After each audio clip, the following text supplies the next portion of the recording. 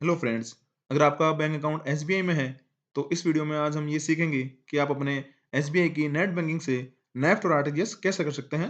तो चलिए शुरू करते हैं। तो सबसे पहले गूगल पे आप एसबीआई की नेट बैंकिंग सर्च करेंगे, फिर यहाँ क्लिक करेंगे। यहाँ क्लिक करने के बाद एक ऑप्शन आएगा कंटिन्यू टू लॉगिन, उस पर क्लिक करेंगे। यहाँ क्लिक करने के बाद आपको यहाँ इसमें यूजर नेम, इसमें यहाँ पासवर्ड और एक कैप्चा एंटर करने के बाद लॉगिन पे क्लिक करना पड़ेगा।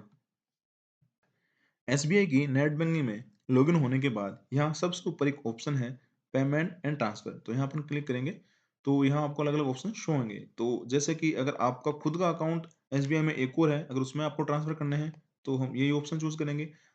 अगर आपको किसी और को पैसे ट्रांसफर करने हैं और उसका अकाउंट एसबीआई में है तो हम ये ऑप्शन चूज करेंगे।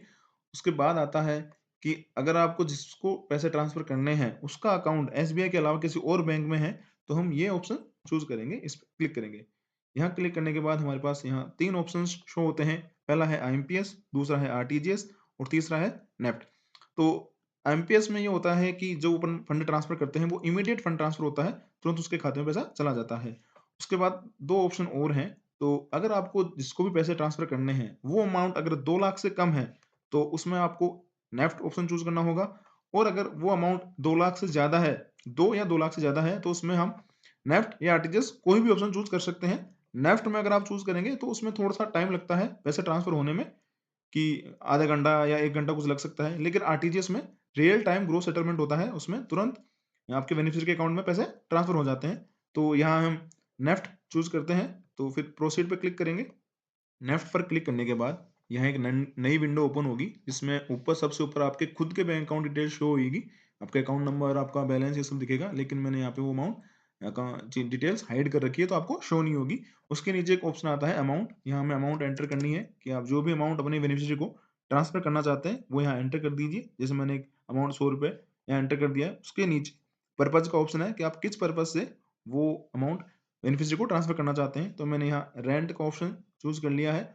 उसके बाद नीचे यहाँ पे मेरे जितने भी मैंने बेनिफिशियरी ऐड कर रखे हैं वो यहाँ पे मेरे सारे शो हो जाएंगे।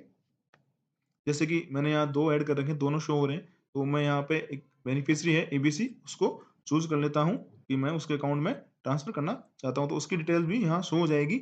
सेलेक्ट करने के बाद उसके अकाउंट नंबर भी यहाँ शो हो जाएँगे। फिर यहाँ पे पे नाउ पर टिक हो रखा है, तो उसके बाद टर्म्स एंड कंडीशन एक्सेप्ट करेंगे।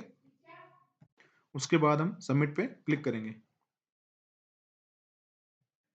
नेक्स्ट विंडो में आपकी सारी डिटेल्स वापस से ओपन हो जाएगी, जो कि हमें कंफर्म करनी है। देखिए आप कितना अमाउंट ट्रांसफर कर रहे हैं, आपके बेनिफिशियरी का नाम और उसका अकाउंट नंबर सारे शो हो जाएंगे। उसके बाद हमें यहाँ पे कंफर्म पे क्लिक करना है।